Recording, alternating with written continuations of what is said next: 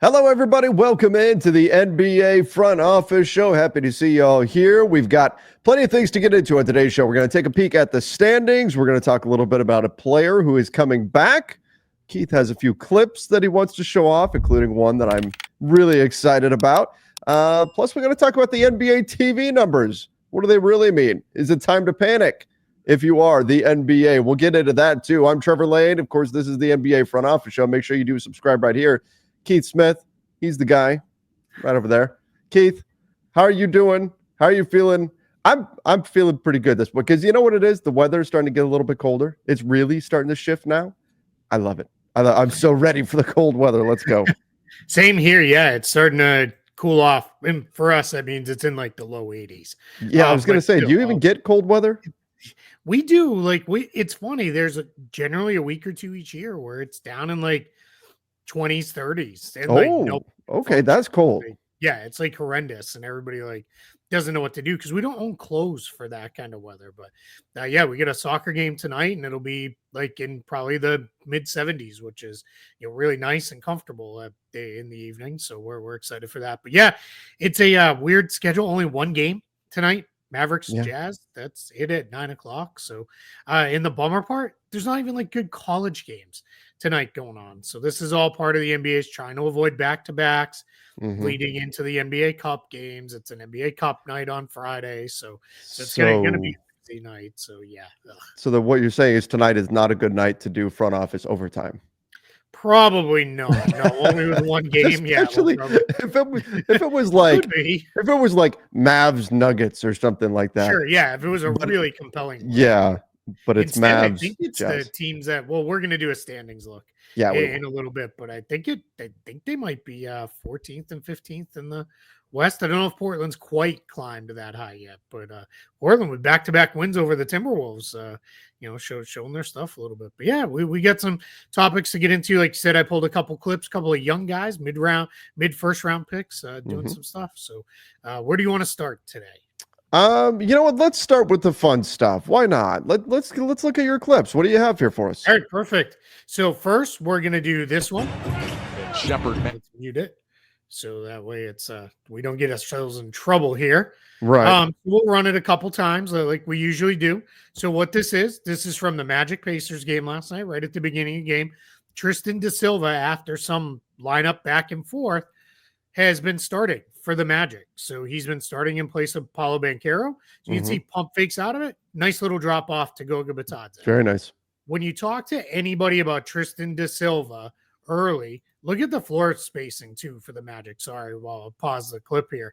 Again, spacing. We're going to talk about this over and over and over again. Caldwell Pope and Suggs on the left. You get da Silva alone on the right. Two-man action right at the top. Bitadze gets it. He moves it off to da Silva. Quickly, da Silva, he's gonna maybe you want him to take this shot. It's it ultimately ends up okay. He's open, but he puts it on the floor after lifting Mather and drops it off to Bitadze for the dunk. Whenever you talked about Tristan da Silva with scouts, they mentioned his passing, his rebounding, his basketball IQ, his defense, all that stuff before anything is a score. It's starting to show up a little bit. So fun little clip there. Nothing that's gonna like, oh my gosh, this is going to lead SportsCenter or anything, but just a fun clip there from the Magic, who stacking some wins now with Paolo out. So starting to get some wins. Win over the Pacers. That's a really good win for them being shorthanded. Keith, this is exactly the type of scenario that we were talking about the last time we looked at a clip, and that was where you're trying to create a 4-on-3 situation once that double gets sent up top. And the Magic did a really nice job moving the ball there. Again, I think Tristan da Silva was open enough to take this shot. I mean, that's the shot that you're generating. But what he does, this is called maintaining the advantage. He's able to, once he attacks the closeout here, now you're still into an advantage, even with the extra defender drop, because he's got shoulders past his defender. Now you're again 4-on-3. Somebody's going to be open. In this case, the open man winds up being Bitadze on the drive. So a good recognition there. And then if he chose to not take the shot that was created, he at least was able to maintain the advantage for the Magic, and that's what ultimately leads to the bucket here. Yeah, what I like here too is, again, this is the floor balance we talk about. The the Pacers were a little mixed up at the start of this because you can see they've already switched some plays. So what you're looking at is Miles Turner as Jalen Suggs. Suggs has improved enough as a shooter that Turner can't leave him. So when Siakam will run it a little bit longer, steps in the help position, Turner could slide, but then Suggs is wide open, and Da Silva probably makes that kick out pass to Suggs. Yep. What's important is if I go back a little bit, right here when he catches it, so he fakes out of it. What he had been doing was cycling this ball back out to Franz Wagner. I'm pointing at the screen like an idiot, like anyone can see. I'm here at home. I need a telestrator. That's what I need. There you go. You can see. I don't know. Maybe I'll figure out a way to do that on here. But he would kick this to Franz Wagner up around the logo, which kills your advantage. And that's a record scratch. Exactly. You kill it. Now the Pacers reset. You're right back into a 5-on-5 situation. What I like is, even though he didn't shoot the shot, tacks off the dribble, gets it, like you said, shoulders by Mather, and he's out of the play, drops it to Goga, strong finish. Goga Bitadze also playing really well for the Indiana Pacers, right? Or for the Magic, used to be a Pacer, playing really well for the Magic with Wendell Carter Jr. Sidelined with a foot issue. Goga looks like he should be like he's straight out of the 70s or something like that. Right? Like he should have the big collar, and we should be rocking to the Bee Gees and stuff here. Maybe he's wearing some roller skates or something like that. I like the look. He's going for it. He's saying this is what I've got working for me, and I'm going to lean in, and I'm going to go out there and dunk the basketball while I look like I could be experiencing some boogie fever here. I wish I had a head of hair like that still. That's how mine used to look back in the day. Not so much anymore. All right, you want to take a look at the other one? Let's do it. You'll like. All right, so we'll let this one run. So Lakers in transition, LeBron rebounds. Here's what I love. Dalton Knecht, 2 dribble pull up right into the shot. And look at the score. It's blocked a little bit, but 96-94. This was the Lakers game still very much in the balance. And Knecht, this was his 5th of 5 threes. And he went 5 for 5 from deep last night for the Lakers. Played really well. And this was good because this came after a couple of rough games for him. But what I like is he's never lost his confidence. He's still pulling the shots that he should pull, taking the good ones. And so we'll run it again. Again, you see the fly out on the closeout. I'm not sure who that was for the Lakers. But LeBron head up, the rim run, and then there it is. Just drop it. The rim run by Koloko. That helps open everything up there. We'll run it one more time with a pause in here. Again, LeBron, the quick hit ahead. Look at Koloko. So because he makes that strong rim run, you've got 3 Grizzlies kind of focused on him. Leave Santi Aldama one-on-one with Knecht. Knecht, 2 dribbles, 1-2, right into his shot. A couple feet behind the line to give Aldama more room to close. Just a really good play out of the Lakers from LeBron to Knecht. And I love the confidence from Knecht to pull this shot. That the guy making the closeout, that was the cardio man himself, Gabe Vincent. Out there, who actually, it was a nice play. It was a good closeout for him. We joke all the time, Keith, about how he puts up zeros across the box score. It's unbelievable. But he does do some things that don't show up on the box score as much. As much as we make a joke out of it. But you're absolutely right. The rim run from Koloko, this is a concept that I actually used quite a bit when coaching soccer, in terms of it's oftentimes the player that makes the run through that draws the defense, that actually creates the opening for the goal. The guy who scores the goal gets all the credit and everything, but it's often that player that makes that crazy 40-yard run and draws a defender or two that opens things up. And you're right, that's essentially what happens here. Koloko, who's known as a rim runner, he can get down the floor quickly. He's able to attract the attention of the defense. That opens things up for Dalton Knecht to step into that shot. He has had these games where he gets going, and once he gets on a heater, he gets there quick, and he can be really tough to stop. And I was really pleased last night to see that JJ Redick allowed Dalton Knecht, despite being a rookie, despite maybe not being the best defensive player, he was out there to close out the game over some veteran players because he was playing so well. And I thought that he had earned that opportunity in last night's game. So pretty cool to see. Sometimes you see young players in that situation. The coach will put them on the bench and say, okay, thanks, kid, we'll take it from here type thing. But JJ Redick said, no, Dalton, you're killing it. We're keeping you out there, and go win this game for us. And that's what they did. Yeah, without a doubt. And then just worth mentioning, Christian Coloco only played 12 minutes, or I guess almost 13 minutes, 2 blocks. He did have a steal. He had a couple finishes around the basket. Good solid minutes, and the Lakers need that because unfortunately we again cursed it, couldn't make it through even to the tip off. We couldn't and even Jackson get to the Hayes game. hurt himself and is out, so we didn't even get to games again. And yeah, so he's got a sprained ankle. It'll probably be a week or two kind of thing for him. So Coloco's going to get run here, and he looked good. That's all you need. You don't need to be great, just be solid. Play even, because you're probably going to more often than not against all but the very best teams in the league win the AD minutes, and against the very best teams that's like 50-50. So just be solid. Just don't lose a ton of ground in the minutes where he comes in. And I thought the couple blocks were nice to see out of him too. When I did not watch the game live, I watched it this morning. I already knew the Lakers had won, but seeing them, you don't want to have to do this too often. But fall behind and then chip away, and then take control. You'd rather be up, more often than not. But yeah, good all around performance out of them. All right, let's get into some of our topics for the day. Well, we're also going to take a peek at the standings on today's show. But the NBA TV numbers, we've heard all about this, that the numbers are down for the season, but that right now there's not a lot of concern over it. Now, if that continues past, say, the All-Star break, then maybe that becomes a bigger question, certainly through Christmas. But right now, the fact that the numbers are down around the NBA, there's not a whole lot of concern over it, because I think of some key factors. And first of all, it's so many players being out, and that's certainly unfortunate. That's annoying, but it kind of is what it is. I think that greatly diminished the opening night numbers for the NBA when you saw Joel Embiid, Paul George be out. I mean, that took away from some of the excitement around some of the big matchups. But we also, and this is something that we should mention, you had two big time teams in the Dodgers and the Yankees in the World Series. So to start off the NBA season 2, you were battling that. So that, I think, was also a factor in the lower numbers. And then as the NBA was promoting yesterday, they were super excited about the fact that views were way up for night before last games, where it was the NBA Cup and Steph versus Clay and all of that sort of stuff. So I think the NBA right now, they're not necessarily sounding the panic alarm over numbers being down, ratings being down in the early stages of the season. I think they're preaching patience and saying, hey, there's a few factors here, and we do think that this is going to right itself in due time.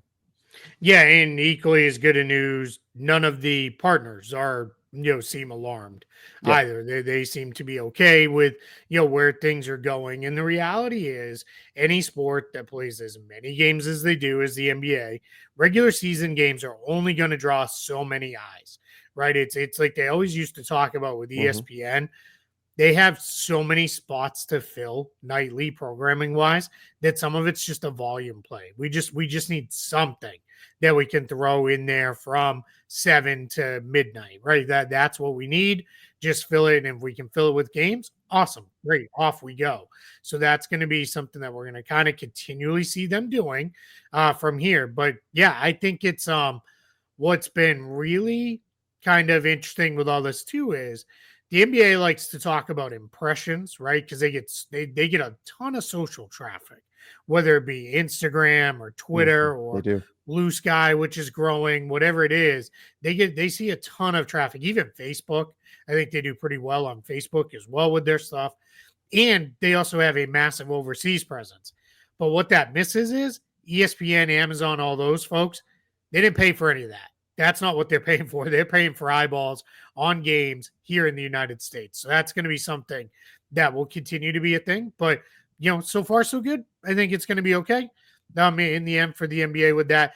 And the other part of this little banner headline here is, sounds like the NBA and Turner, Warner Brothers is coming close to some form of settlement. Now, we don't really know what that is, but we said this when we talked about this over the summertime when this news of the TV deal fully came out and TNT was not a part of it. They didn't want this to go deep into court discovery. Now, what was funny, the NBA and Warner Brothers agreed, yeah, hey, let's redact all of our numbers from any of the public documents, because they don't want that out there, because then they got to be completely honest about how many people are actually watching our games and all that stuff, because that's what ultimately gets turned on to the advertisers and tells them, hey, pay us a bunch of money for ads and everything else. So we're going to see, right? It's going to be something that we're going to have to figure out with this, where this goes. We'll see what this settlement is. I don't think the settlement is going to be, all right, TNT, you can have Tuesday nights or whatever night is free. I think it's going to be more of a cash type settlement of the NBA and their partners saying, fine, here, take some money and go away. But we'll find out eventually.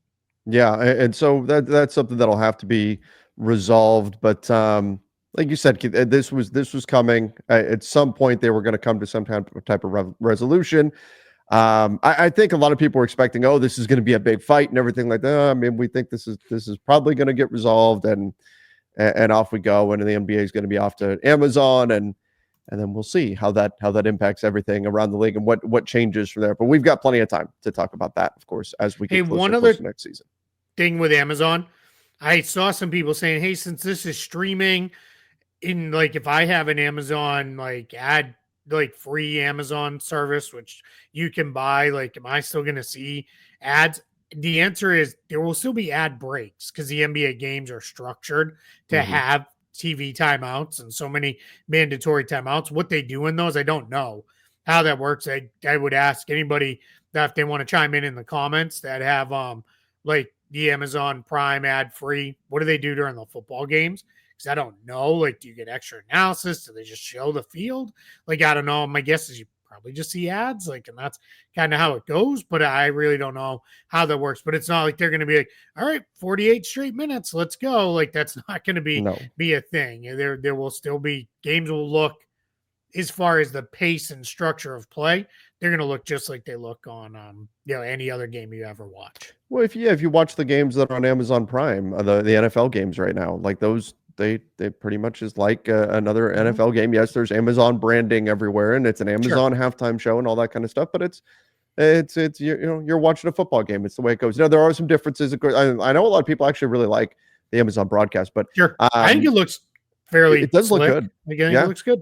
Yeah. So anyway, I wouldn't expect some, like there will be differences, but I wouldn't expect it to be radically different. Like, oh my gosh, the way we're watching the games has abruptly changed. No, it's not going to go there. Yeah. I think some people were hopeful that like, all right, cool. We're going to get rid of TV timeouts because this is a streaming service. That's not going to be how it works. No, there's money to be made. They're not going to get rid of. Yeah. Right. If people are used to and accustomed to watching commercials and things like that, they're going to show you commercials. That's the way it's going to go. And, all right. Maybe it's good because maybe we can still find a way to flip away and flip to another game or however that's going to work. That part still no one's explained yet. So I want to see how that looks. All right, let's go here. Bojan Bogdanovic back in December, just in time, Keith, to get his value up before the trade deadline. I mean, let's be real. That's probably what's going to happen here with Bojan Bogdanovic. He'll be on the trade market again. I don't know, but he's getting up there in years. You got to hope that he's able to step in, contribute, and then draw the attention of a contending team. Yeah, without a doubt. He will be he is 35, so he'll be 36 right at the end of the season, right around playing tournament time in April. So yeah, definitely getting up there. Is on an expiring contract to $19 million. So if he comes back and looks good, then definitely you could see a team say, all right, we need one more bench shooter with some size. Let's bring him in. Just like, yep, there it is. Just over $19 million. So yeah, maybe somebody will make a run at Bojan Bogdanovic. But for now, let's kind of we'll see what it looks like. We're going to look at standings. Nets have been a surprise team. They got popped pretty good by the Celtics last night, but that was without some guys. But yeah, everybody expects the Nets here within the next month-ish to start moving in a different direction. Let's call it that. One thing that's interesting, and I don't know what crazy super deal is out there, but in theory, if you're the Nets, you've got $60 million in expirings almost between Bojan and Ben Simmons. Like you could facilitate some kind of massive trade with that kind of expiring contract. Now, again, I wouldn't say it's likely. I'm not saying there's some huge deal coming or anything like that, but that is a lot of money in expirings to potentially use as an asset here before February 6th. I think that's part of why people have mentioned, and they all caveated with Giannis isn't going anywhere this year. But if he But was and he right. wanted to be in New York, the Nets could make a play because the Nets have no restrictions. They can aggregate salaries and everything else. They're fine. So yeah, to your point, you'd have to work it out so that you're ultimately you're taking back a little bit more than you're sending out. So maybe the maybe like a Bobby Portis gets thrown in or something, or Mhm. rebalance it the other way on the Bucks side, even though they can't aggregate. But that could all be figured out because you wouldn't really be aggregating him there.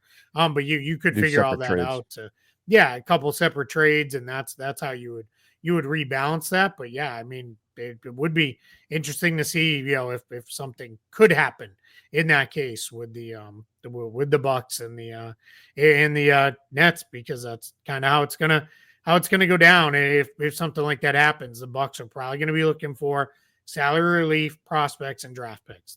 It would be extremely surprising if it was Giannis get traded for KD in a complete rebalancing trade. That's probably not going to be how that goes down. It'll probably be a full deal where it is, all right, we're blowing it up and we're starting all over. All that said, I'll add to the chorus.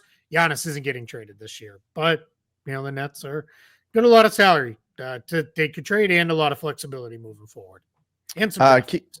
Keith, before we move on to our next topic, I want to give a quick shout out to you for the work you've been putting in over at the Basketball Bulletin, which is our Substack. You guys can check that out. All kinds of game notes and things like that going up there from Keith. Obviously, I've got a bunch of stuff going up on the Basketball Bulletin YouTube channel, and I'm going to start tossing some more stuff up. As soon as I get a moment to breathe, I'll toss some stuff up on the Substack as well. But Keith putting up, yes, All-Star break. All-Star break. We'll have time to breathe. Keith is putting up some fantastic stuff there. You can check out the link in the description down below if you guys don't know what it's all about. Yeah, great stuff there, as always, from Keith. And he's putting in game notes from different games around the NBA. It's some cool stuff happening around the league.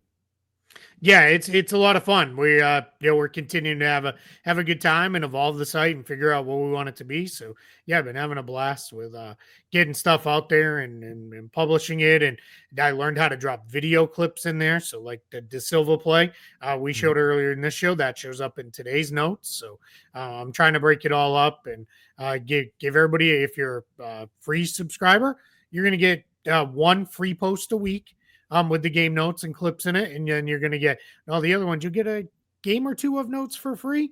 And then you're going to get the rest will be behind our paywall. But again, we've said this a million times.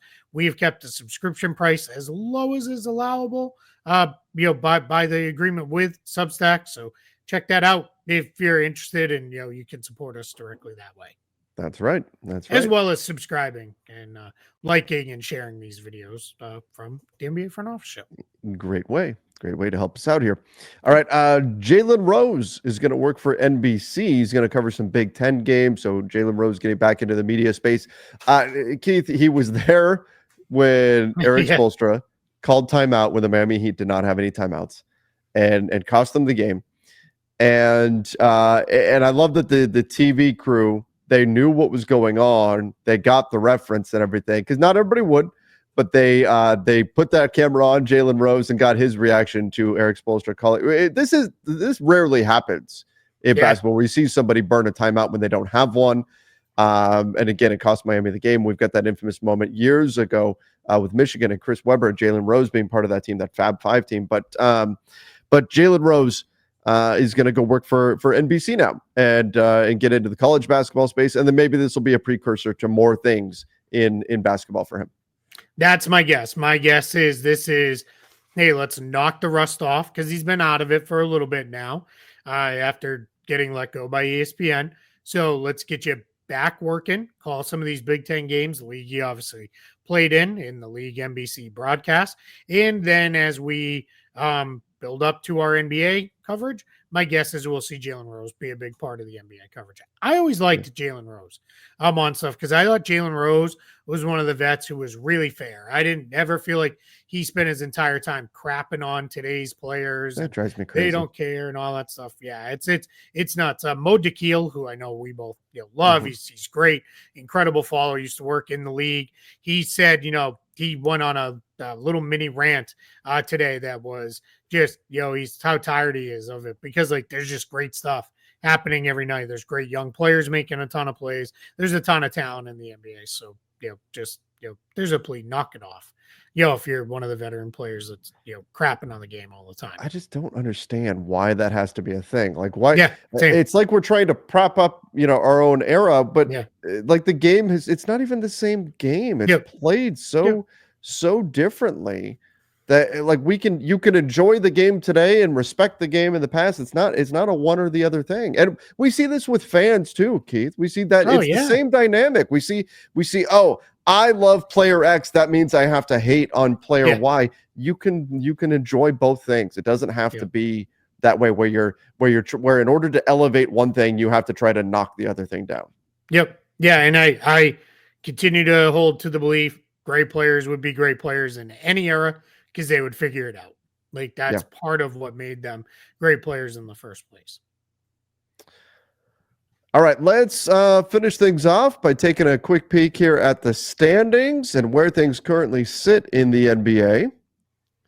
So right now, you can see the Cavs, the unbeaten team, the lone unbeaten team in the NBA right now. The Cavs sitting at the top of the standings in the Eastern Conference, followed by the Celtics, the Magic, the Knicks, the Pacers, and the Bulls to round out the playoff teams. Keith, now obviously there's the exception here of the Bucks and the 76ers. You would expect them to be in the mix here. They are not. We'll talk about them in a moment. But other than maybe the Bulls being in the 6th seed, and that could be as a result of the Bucks and the 76ers, their struggles.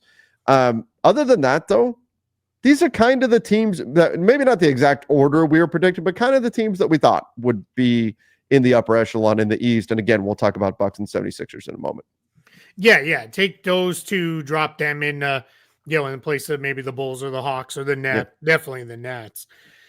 And there we would be, or the Pistons maybe. So, this is kind of, playing out a little bit how we thought it would be. The Bucks, who are, they're just out of view on there, our big heads are covering them up a little bit as they've won a couple games in a row now.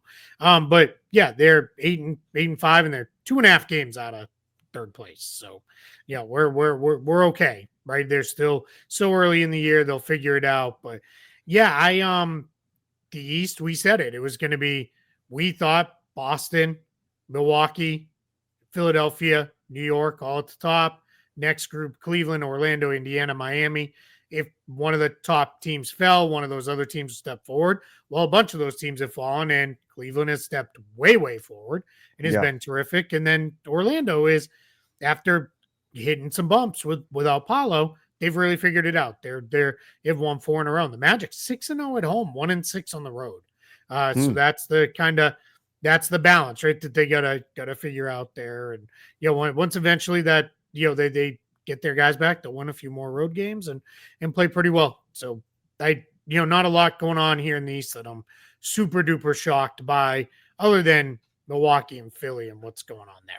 I mean, yes, that's the headline. The most shocking thing is Milwaukee and Philly being as bad as they've been. Now, Philly, I mean, if you said Philly, they've yet to play a game with all three of their big three together, and that obviously matters. The other night they played without any of them. They had no Paul George, no Joel Embiid, no Tyrese Maxey. So you kind of expected, that was against the Cavs. I guess that was last night. So you would expect there to be some struggles there. But I'll tell you the one thing that has really shocked me, Keith, because I thought they were going to be one of the worst teams in the NBA heading into the season, is how not that they're a great team, but how competitive the Brooklyn Nets have been on a night-to-night basis. You got to give them credit. But you almost wonder, like, is this a good thing or a bad thing for the Nets when we talk about, capturing the flag and all that? Like, should they be worried already that maybe we're winning too many games at too high of a rate? I don't know, but Dennis Schroeder has been great for them. He's been playing really, really well. You're getting great performances out of Cam Thomas. They've been much more, again, competitive, I think, than any of us predicted they would be heading into the season. Yeah, without a doubt. Now, Is it a bad thing? I don't think so. I think it's always fine to be competitive early in the season because that gives you a good base to work off of, gives you a good evaluation point of, all right, this guy can play well in games where they still have some meaning. And there's still plenty of time to shut this thing down and bottom him out. Right now, Toronto they're just out of view. They have the worst record in the league, and the Nets are only 3 games behind them. So for the worst, I guess 3 games ahead of them is the way to really put that. But depending on which direction you want to see that go. So yeah, they can definitely still bottom this out. And it's important to remember too, flattened lottery odds mean you don't need to be the worst of the worst. Right. There's no more process Sixers where it is, let's try to keep it around 12, 13 wins. Like let's really be as bad as we can be. Teams don't need to do that anymore. You just need to be one of the worst teams down near the bottom. And then there's a bunch of these teams with pick protections and all sorts of stuff. We'll get into all that much later in the season when we have a better understanding of, all right, let's really get into this stuff. But for now, yeah, I think it's okay. Push, try to win some games and get everybody feeling good before you pull the rug out from under them later on. Yeah, exactly. Exactly. Yeah, your odds to get the number 1 pick really don't change much. If you're anywhere 1 through 4, your odds are very, very similar to get the number 1. They're exactly the same. Actually. Yeah, they're exactly the same now. So, yeah. So at this point, you can't, as long as you're near the bottom, you could still have a really good shot at it. All right, let's jump over to the West. OKC. Now, as expected, I expected OKC to be the number 1 team in the West. They are the number 1 team in the West right now. However, they're dealing with injury issues. Keith, we talked about this the other day, how they responded to the Chet Holmgren injury. It worked against the Clippers. I think it will catch up to them at some point, but hopefully by the time it really starts to hurt them, welcome back Isaiah Hartenstein. I think that's the hope here for the Thunder, because they are going to have to play. There's no way getting around it. All 3 of their centers are hurt. They're going to have to play small. But right now they're sitting there at 10-2. They have the best point differential in the West. This is a very, very talented team. But the big surprise is look at number 2. Look at how good Golden State has been. Not just the fact that they're the 2 seed, but look at their point differential. They're blowing teams out early on in the season. They blew out the Blazers and the Jazz. And so there was some thought of, okay, they just, they put a big buffer there for their point differential by blowing out 2 really bad teams. But they're still continuing to be great. They're a lot of fun to watch. They're very deep. They're getting contributions across the board from a lot of players. And this has been a great start to the season for Golden State. Yeah, thoughts on those 2 teams. So the Thunder, they won again last night, banged up Pelicans team, which is, they're struggling to even put, full NBA players on the floor 90 points. Right now. Yeah, and but Jalen Williams just is the greatest center we've ever seen, and it just took all of this to unlock it, because last night he had 31 points. Let me make sure I get it right. 31 points, 6 rebounds, 7 assists, 4 steals, and 2 blocks. Unreal. So, yeah, and he was great in the first game as he played the 5 too. So maybe that was all it took. Now they've unlocked Jalen Williams. That's it. Yep. Victor Wembanyama is a wing who bombs away and hits, for 50 last night. 50 for him, God. 59 for Giannis. We didn't even, mention that earlier. So just unbelievable performances, individualized for those 2 guys leading their teams out of wins. But yeah, and then the Warriors, you said it, it's their depth. They're just, continuing to roll out. They're unlike we just said, the Pelicans are struggling to put real NBA guys on the floor. The Warriors got to get down to like 13, 14 guys before that's even an issue for them. They just look really good. They're healthy right now. Draymond Green is playing at a level we haven't seen since really the latter part of the title run in 2022. Steph is still Steph. Andrew Wiggins has bounced back, Buddy Hield's been a flamethrower, replaced everything they could have wanted out of Klay Thompson. And Jonathan Kuminga, who got off to a super slow start, finding his rhythm in a bench role now and starting to play really well. So I'm starting to believe in the Warriors. Suns right there, 9-3. They lost last night to the Kings. They've played only close games, but here's the good piece of news. They're winning those close games, which was a bit of a problem last season for them. So they're starting to figure it out. And, you lose a game without Kevin Durant to the Kings, who are pretty good too. Not there. My big takeaway, though, is we all did our jokes and laughed about, oh, man, the East sucks so bad. And, the West's worst team would be there. It's all starting to normalize now. Now you're starting to see the West teams starting to drop back closer to 500. The East teams are starting to move up closer to 500, and that'll start to normalize a little bit, even if the West, the issue remains. It's the depth of the Western Conference. So we're going to be down in that Minnesota-Dallas range. Two teams right now wouldn't even be in the postseason. And then compared to the East, that's not going to be the case. When we get down into that 9-10 range, those teams aren't going to be close. Yeah, I mean, it's still the 4 seed in the East is not even a 500 team right now, but we're that balancing. We're not going to finish the season that way. I would be shocked if we finish the season that way. You do see, the Western Conference. You've got the Wolves. The Mavs are below 500. I don't think that's really an indication of what they are as a team. They're banged up.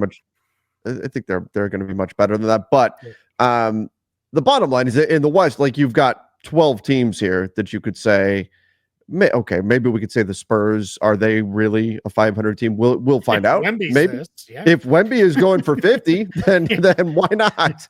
Then why not? 3 games now with 6 or more 3-pointers. Like I think you might.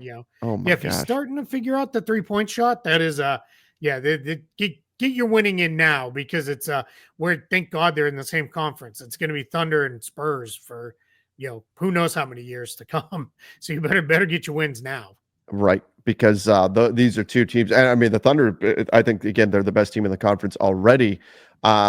This is going to be their future is very, very bright for both of those clubs. I need to take a moment to give credit to the Memphis Grizzlies. I know my Lakers played them last night, but we would be talking a lot more about what the hell is happening with the Grizzlies again if it weren't for 2 things: if the New Orleans Pelicans did not exist, and if the Grizzlies weren't finding ways to be competitive, because they're, again, no Ja Morant, no Desmond Bane. Brandon Clark went out. Marcus Smart just came back. He was out. They're again getting hammered by injuries this season, but they're finding ways to be competitive despite that.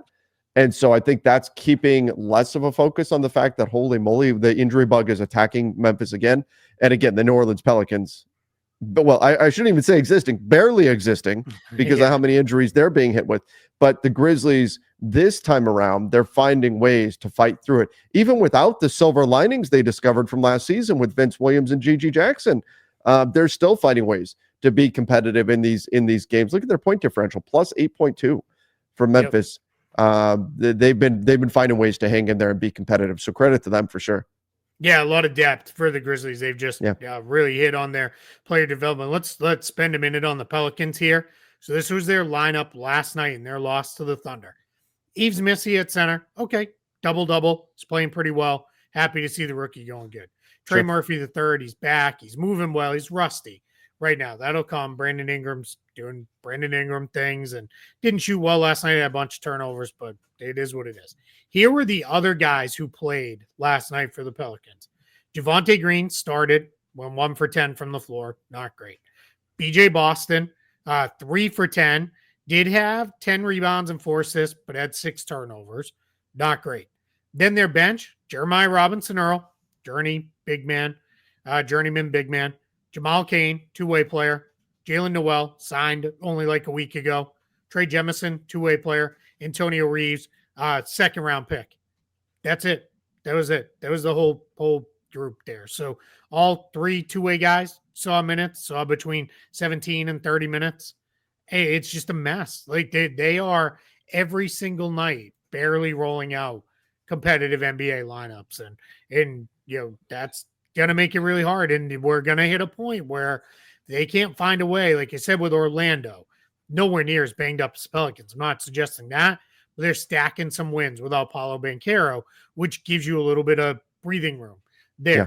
The Pelicans, you got to find a way to turn this around and get a couple wins. Like one way or another, you got to figure it out. But I don't know if it's going to happen. I mean, these lineups they're putting out there are just so brutal. They don't even have a healthy ball handler right now. It had to be BJ Boston. That's not who he is as a player. The bottom of the West is really bad. Now, the Blazers have actually had a few surprising wins this season, and so you give them some credit there. But man, I mean, the Pelicans are just and the thing is, the Pelicans have real talent. They have real talent on this team. Just everybody's hurt. Yep, everybody is hurt. Yeah, and maybe things turn around for them at some point this season. But I almost wonder, Keith, if by the time they get everybody back, as you're saying, are you so has the hole been dug so deep, and you're in a conference that is pretty unforgiving? Do you just say, you know what? Let's keep our foot off the gas this year. Yep. Maybe we'll find some trades and things like that. We'll cash in some assets. We'll get some future pay, or cash in some players. We'll get some future assets, and let's capture that flag and see if we can really kind of restart things here in New Orleans next year and see what's what. I do wonder if we're going to hit that point with New Orleans, as you were saying. If we do hit that point coming up here, I don't know. What do you think? Another month of playing like this, and the Pelicans are probably staring that decision in the face? Yeah, month and a half, right around the first of the year. And what I would say is, how then you salvage something out of the season? Let's find out, can Zion hold down the 5 for meaningful minutes? Sure. All right, so what if we lose? Who cares? We stink anyway. Let's find what happens if we let Herb Jones and we tell him you got to take 10 3-pointers a night. What does it look like? Okay, great. What if we put Jordan Hawkins? We're going to have you do more on-ball reps. We're going to have you run some pick and roll. See if we can develop that. That's what you do. That's how you don't just, hey, everybody sits again and play it out with, hey, all these two-way guys and a couple 10-day guys. And everybody in New Orleans is like, what am I bothering to watch for? Stars still play. You just ask them to do different stuff. Because if the season's already lost to you, you might as well experiment, get a little funky with your lineup, see what it looks like with, what does it look like if we play a whole bunch of wings together?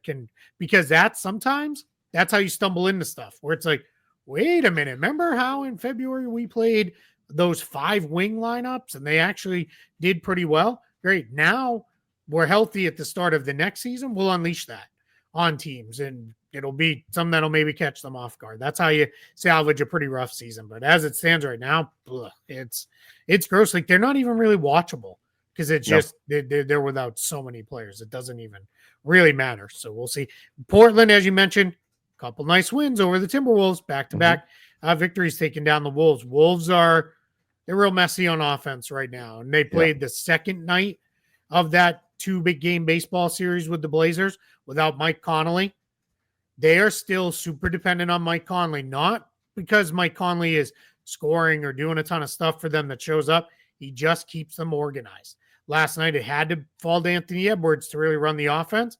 Anthony Edwards is still a score first, second, third guy. It's not even really a criticism. That's what his role is. That's what his game is. Yeah. They're not organized. They're very, very messy. How about Donovan Clingan, though? 8 blocks last night. Ooh. 7 of them in the second half. He had them all kinds. He had ones where he slid over and protected the rim. He had one where he blocked Gobert on a putback.